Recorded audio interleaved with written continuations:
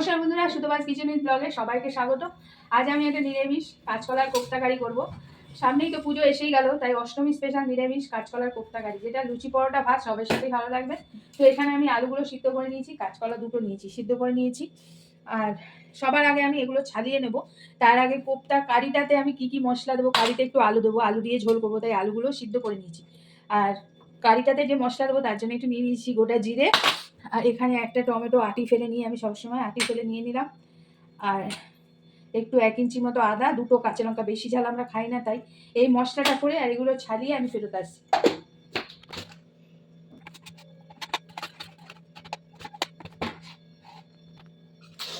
সবকটা আমি চামচ দিয়ে তুলে নিয়েছি। আর এই ছোকলাগুলো কিন্তু ফেলবো না, আমি রসুন দিয়ে ভেজে খাবো পেটে, তো এগুলো এখানে রাখলাম। আর কাঁচকলার এইগুলো সব তুলে নিয়েছি। এবার এটাকে কি দিয়ে কাঁচকলার কোপ্তাটা ভাজবো, এর মধ্যে কি দেবো, সম্পূর্ণ নিরামিষ অষ্টমী স্পেশাল কাঁচকলার কোপ্তা কারি, আবার বলে দিলাম। এগুলো আগে একটু মেখে নিই। কলাটা আমি এখানে ম্যাশ করে নিয়েছি, আর দেবো দুটো সিদ্ধ করা আলু দেবো এতে, এর মধ্যে ঘষে নিয়ে দিলাম, তাহলে তাড়াতাড়ি ম্যাশ হয়।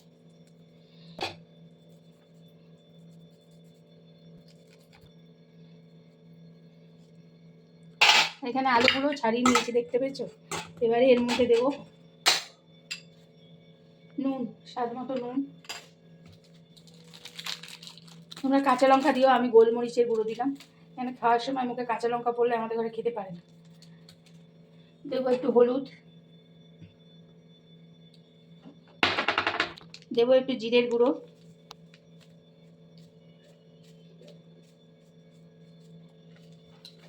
এটা কিন্তু পেঁয়াজ রসুন দিয়েও হয়, কিন্তু যেহেতু অষ্টমী স্পেশাল তাই জন্য সম্পূর্ণ নিরামিষ। ভীষণ ভালো লাগে নিরামিষেরটাও, এইভাবে ম্যারিনেট করবে কাঁচকলার কোপ্তাটা, তাহলে আরও ভালো লাগবে। দেবো একটু ভাজা মশলা, স্বাদ মতো চিনি, এই যে একটুখানি আদা রেখেছি, ওইটা একটু গ্রেট করে দেবো, আদা, ব্যাস। এবার হচ্ছে একটু লেবুর রস দেবো, এটা নিরামিষ করতে হলে একটু লেবুর রস দিয়ে করবে, খুব ভালো লাগে। তো আর একটু দিলাম আমি অল্প করে। এবার দেবো বেসন, দিয়ে এটাকে মেখে নিই। এই যে আমার পুরো রেডি হয়ে গেছে, বেসন আর লাগবে না, আর এতে জলও লাগে না, কাঁচকলা নরম তো। এবার আমি রান্নাঘরে চলে যাব, আর কারিটা করার জন্য আলু সিদ্ধ তো ছিল, আর এই যে মশলাটা করে নিয়ে চলে এসেছি। এবার এর মধ্যে নুন মিষ্টি হলুদ যাবে, সেটা রান্নার সময় দেখতে হবে। তো চলো রান্নাঘরে যাই। কড়াইয়ে সর্ষের তেল দিয়ে দিয়েছি, আর এইদিকে আলুর উপরে একটা তেজপাতা দিয়ে রেখেছি ফোড়ন দেবো বলে। আর মশলাটার মধ্যে একটু হলুদ আর একটু চিনি একবারে রেডি করে নিয়েছি। এবার আমি কোপ্তাগুলো ভেজে নিই। আমি গোল গোল করে ভাজি, তাই গোল করে দিলাম, আমাদের যেমন সুবিধা হয় ভেজে নিই।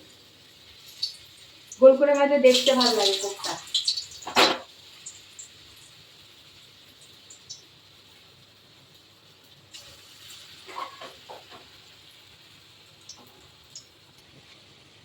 এগুলো হয়ে গেছে, আমি এগুলো তুলে নিলাম।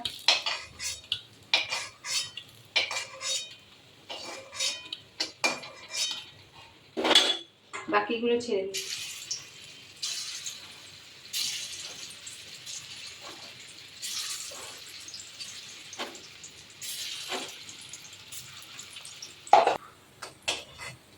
এগুলো ভাজা হয়ে গেছে, এগুলো তুলে নিয়ে ওই তেলে একটা তেজপাতা ফোড়ন দিয়ে আলুগুলো দিয়ে দিই।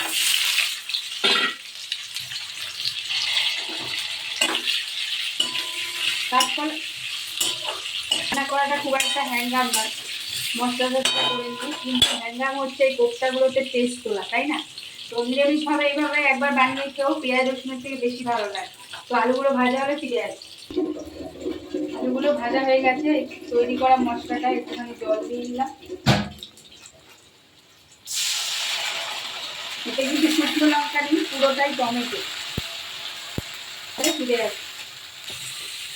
মশলা কষে গেছে, দিয়ে দিলাম জল। আর এই সময় নুন মিষ্টিটা দেখে নেবে। তো ঝোল ফুটে উঠলে ফেরত আসবো, তার আগে বলি ঝোল ফুটে উঠলে গ্যাস নিভিয়ে যে কোনো কোপ্তা ঝোল ফোটার সময় দিতে নেই, তাহলে কিন্তু আর কোপ্তার কও থাকবে না। ঝোল ফুটে উঠলে ঘি গরম মশলা দিয়ে গ্যাস নিভিয়ে কোপ্তাগুলো গরম ঝোলের উপর রেখে দিলেই কিন্তু কোপ্তায় জল ঢুকে যাবে, এটা সবাই জানে, তাও আমি বলে দিলাম। ঠিক আছে, ঝোল ফুটলে ফিরে আসছি।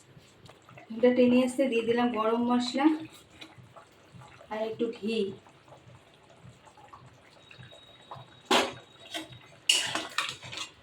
গ্যাসটা নিভিয়ে আমি কোপ্তাগুলো দিয়ে একটুকাল ঢেকে রাখবো। গ্যাস কিন্তু আমি নিভিয়ে দিয়েছি। হ্যাঁ, ঝোলগুলো ঢুকে যাবে, তারপর আমি তুলে নেবো। ঠিক আছে, ঢাকনা তুলে নিয়েছি, এবার আমি সার্ভ করে দিচ্ছি। আর বাকি ঝোলটাও কিন্তু টেনে নেবে কোপ্তা।